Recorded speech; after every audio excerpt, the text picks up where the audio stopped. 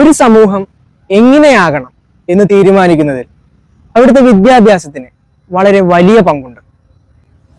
ഉണ്ടോ? 1933 March 22 Hitler ആദ്യത്തെ concentration camp തുറന്നു. Death seemed like a release rather than something to be feared. സൈക്യാട്രിസ്റ്റും holocaust സർവൈവറുമായ Victor Frankl മരിച്ചു പോകുന്നതായിരിക്കും അവിടെ ജീവിക്കുന്നതിലും നല്ലത് എന്ന് കരുതി.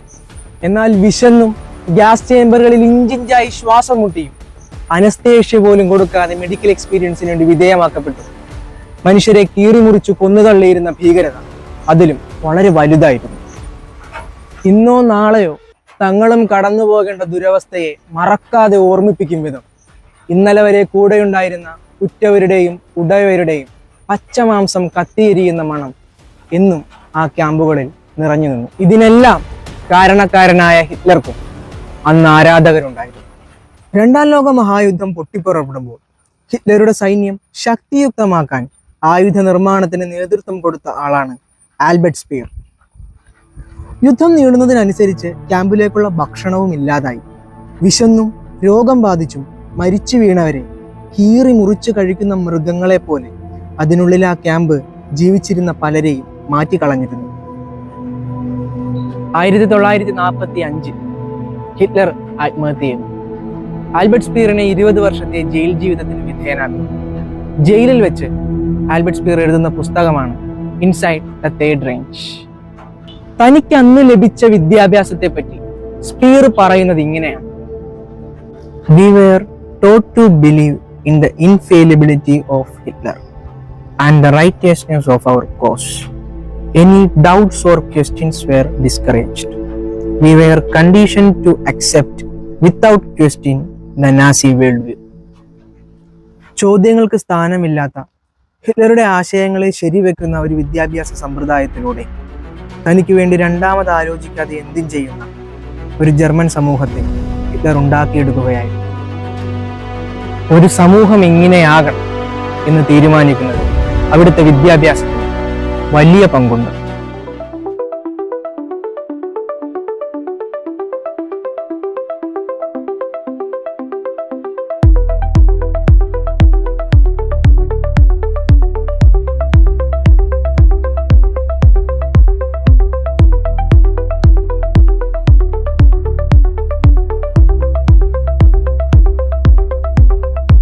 മനുഷ്യന്റെ ചരിത്രത്തോളം തന്നെ പഴക്കമുണ്ട് നമ്മുടെ വിദ്യാഭ്യാസത്തിന്റെ ചരിത്രത്തിന്. അതായത് ഏകദേശം 2 ലക്ഷം വർഷത്തോളം. എല്ലാ കാലത്തും വിദ്യാഭ്യാസത്തിന്റെ പ്രധാന ലക്ഷ്യം അതിജീവനമായിരുന്നു. ഒരു പൊന്മാൻ ഉണ്ടായ കാലം മുതലേ ഒരേ രീതിയിലാണ് ഇരയെ പിടിക്കുന്നത്. അതുകൊണ്ട് തന്നെ അത് പഠിക്കേണ്ടതും ആ ഒരു രീതി മാത്രമാണ്.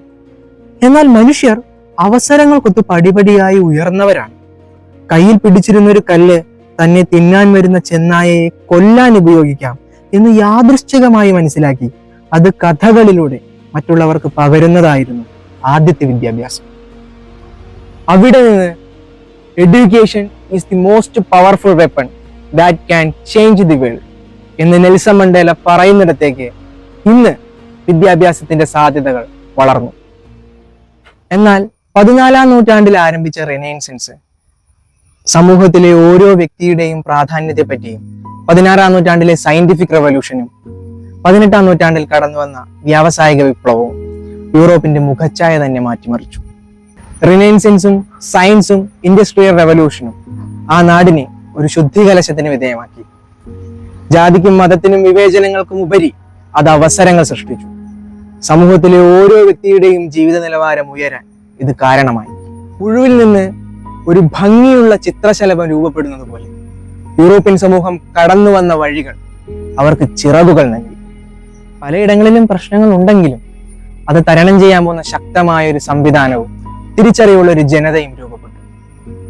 എന്നാൽ ജാതിയും മതവും അസമത്വവും ഈ ചട്ടക്കൂടിൽ വർദ്ധിച്ചു വരുന്ന ജനപ്പെരുപ്പവും നമ്മുടെ നാടിനെ എന്നും വിഭിന്നമാക്കി പ്രൊഡക്ടിവിറ്റി കുറച്ച് ഇന്നും പിന്നോട്ട് വലിച്ചുകൊണ്ടിരിക്കുന്നു. എന്നാൽ നമ്മുടെ നാടിനെ മെച്ചപ്പെടുത്താനായിട്ട് ഇവിടുത്തെ വിദ്യാഭ്യാസ സമ്പ്രദായത്തിന് മറ്റു രാജ്യങ്ങളിലെ ചരിത്രങ്ങൾ സ്വാംശീകരിച്ച് അതിലെ പാഠങ്ങൾ നമ്മുടെ കുട്ടികളിലോട്ട് എത്തിച്ചു കൊടുക്കാവുന്നതാണ്. സ്കൂളുകളിൽ ഈ ചരിത്രമൊക്കെ നമ്മൾ പഠിക്കുന്നുണ്ടെങ്കിലും പരീക്ഷയ്ക്ക് വേണ്ടിയിട്ട് നമ്മൾ ഡേറ്റുകളും കുറെ പേരുകളും ഒക്കെയാണ് ശ്രദ്ധിക്കാൻ. അതൊന്നും ഉൾക്കൊള്ളേണ്ട ആ പാഠം നമ്മൾ ഒഴിവാക്കുന്നു. 30 വർഷം മുമ്പ് റുവാണ്ട എന്ന ആഫ്രിക്കൻ രാജ്യത്ത് 2 വിഭാഗക്കാർ തമ്മിൽ വലിയൊരു കലാപം ഉണ്ടായി. 100ഓളം ദിവസം മാത്രം നീണ്ടുനിന്ന കലാപത്തിൽ 8 ലക്ഷത്തിലധികം പേരാണ് റെക്കോർഡ് ചെയ്യാൻ സാധിച്ച കണക്കുകൾ അനുസരിച്ച് തെരുവുകളിൽ തമ്മിൽ തല്ലി മരിച്ചു വീണത്. സമാധാനപരവും പ്രൊഡക്റ്റീവുമായിട്ടുള്ള ഒരു സൊസൈറ്റി ഒന്നിച്ചു നിന്നുണ്ടാക്കേണ്ടതിന്റെ ആവശ്യകത അവിടെ അവശേഷിച്ച ഓരോ വ്യക്തിക്കും വ്യക്തമായിട്ട് മനസ്സിലായി. ഇതിന്റെ ഫലമായിട്ട് കഴിഞ്ഞ 30 വർഷത്തിനിടയിൽ ഹ്യൂമൻ ഡെവലപ്മെന്റ് ഇൻഡെക്സിൽ 119% വർധനമാണ് റുവാണ്ട കാഴ്ചവെച്ചത്. ജാതിയും അതൊക്കെ രക്തത്തിൽ അലിഞ്ഞതാണ്, അത് പോകില്ല എന്ന് പറയുന്നത് കേട്ട് വളരുന്ന ഒരു തലമുറയേക്കാൾ ഒരുമിച്ച് നിന്ന് പ്രൊഡക്റ്റീവായ ഒരു എക്കണോമിക്ക് വേണ്ടി പ്രവർത്തിക്കുന്ന ഒരു തലമുറയ്ക്ക് ഇവിടെ മികച്ച ജീവിതം കൊണ്ടുവരാൻ സാധിക്കും. വളർന്നു വരുന്ന ഓരോ കുട്ടിക്കും ആ അറിവ് പകർന്നു കൊടുക്കാൻ പോകുന്ന ഒരു ഉപാധിയായിട്ട് വിദ്യാഭ്യാസം മാറും. നമ്മുടെ രാജ്യം ജനസംഖ്യയിൽ വളരെ മുന്നിലാണ്. പക്ഷേ നമ്മുടെ ഹ്യൂമൻ റിസോഴ്സ് വേണ്ട വിധത്തിൽ ഉപയോഗിക്കപ്പെടുന്നില്ല.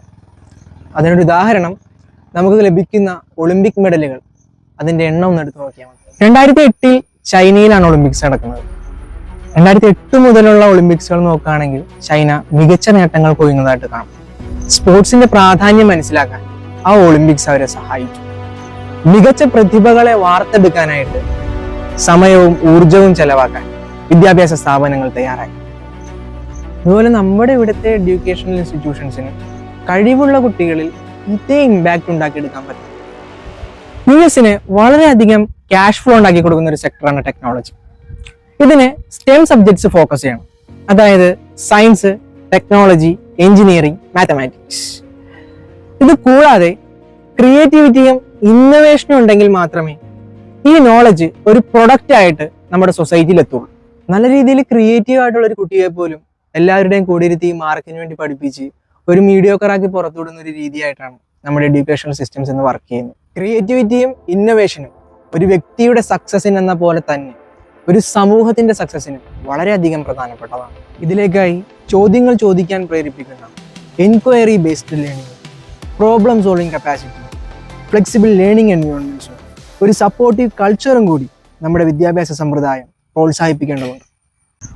ഒരു സപ്പോർട്ടീവ് കൾച്ചർ എന്ന് പറയുമ്പോൾ എക്സ്പെരിമെന്റേഷനിലുള്ള മികച്ച റിസൾട്ടുകളെ എന്റർപ്രണർഷിപ്പിലൂടെ മറ്റുള്ള മനുഷ്യർക്ക് കൂടി ഉപകാരപ്രദമാക്കാൻ ഒരു വ്യക്തിയെ സഹായിക്കുന്ന ഒരു സപ്പോർട്ടീവ് കൾച്ചർ നമ്മുടെ വിദ്യാഭ്യാസ സമ്പ്രദായം ഉണ്ടാക്കിയെടുത്താൽ മാത്രമേ ഈ നാട് രക്ഷപ്പെടൂ. നമ്മുടെ അക്കാഡമിക്സിനെ പറ്റി പറയുന്ന പ്രശസ്തമായ ഒരു കോട്ടാണ് പബ്ലിഷ് ഓർ പെറിഷ്. ഒരു സയന്റിസ്റ്റിന്റെ കരിയറിനെ ബാധിക്കുന്ന വലിയൊരു ഘടകമാണ് എത്രമാത്രം റിസർച്ച് പേപ്പറുകൾ അയാൾ പബ്ലിഷ് ചെയ്തു എന്നുള്ളത്. എന്നാൽ ഈ പബ്ലിഷ് ചെയ്യുന്ന കാര്യങ്ങൾ എണ്ണത്തിൽ വളരെ കൂടുതലാണെങ്കിലും ഇത് വെറും പേപ്പറുകൾ മാത്രമായിട്ട് ഒതുങ്ങിപ്പോവുകയാണ്. ഇതിനൊരു പ്രൊഡക്റ്റ് ആയിട്ട് സമൂഹത്തിലോട്ട് എത്തിക്കാനായിട്ട് ഇന്നോവേഷനും എന്റർപ്രണർഷിപ്പും നമ്മൾ പ്രോത്സാഹിപ്പിച്ചേ മതിയാവും. ഒരാളൊരു ജയിലിൽ നിന്ന് രക്ഷപ്പെടാതിരിക്കാൻ ചെയ്യാൻ പറ്റുന്ന ഏറ്റവും ബുദ്ധിപരമായ കാര്യം ഒരു ജയിലിലാണ് താനെന്ന് അയാളെ തോന്നിപ്പിക്കാതിരിക്കുക എന്നുള്ളതാണ്. ഇതേപോലെ നമ്മുടെ പരിശ്രമവും പഠനവും വിദ്യാഭ്യാസവും നമ്മുടെ എക്കണോമിയെ വളരാൻ സഹായിക്കുന്നില്ലെങ്കിൽ നമ്മുടെ ജീവിത നിലവാരത്തിൽ മാറ്റങ്ങൾ ഉണ്ടാവില്ല. വ്യക്തിപരമായി നോക്കുകയാണെങ്കിൽ ഇപ്പൊ പണ്ട് കാട്ടിൽ ജീവിച്ചിരുന്ന മനുഷ്യൻ തറയിൽ കിടന്നൊരു കല്ലെടുത്ത് ഒരു മൃഗത്തെ കൊല്ലുന്നു. എന്നാൽ ഇതേ കല്ല് തന്നെ ചെത്തി കൂർപ്പിച്ച് മിനുക്കി അരമുള്ളതാക്കി ഒരു മൃഗത്തെ കൊല്ലാൻ വേണ്ടി ഉപയോഗിക്കാനായിട്ട് ആയിരക്കണക്കിന് വർഷങ്ങളെടുക്കും. ആ 1000 വർഷങ്ങൾക്കിടയിൽ ചെറിയ മാറ്റങ്ങൾ മാത്രമേ സർവൈവലിന് വേണ്ടി നമ്മൾ ഉപയോഗിച്ചിരുന്ന വസ്തുക്കൾക്ക് വന്നിട്ടുള്ളൂ. ആ മാറ്റങ്ങൾ ഉൾക്കൊള്ളാൻ പര്യാപ്തമായിരിക്കണം അന്നുണ്ടായിരുന്ന വിദ്യാഭ്യാസം. എന്നാൽ ഇന്ന് നേരെ കാര്യങ്ങൾ മാറി. നമ്മൾ ഇന്ന് ഉപയോഗിക്കുന്ന ഒരു സോഫ്റ്റ്വെയർ അല്ല, അല്ലെങ്കിൽ ഒരു ആപ്ലിക്കേഷൻ അല്ല നാളെ ഉപയോഗിക്കുന്നത്.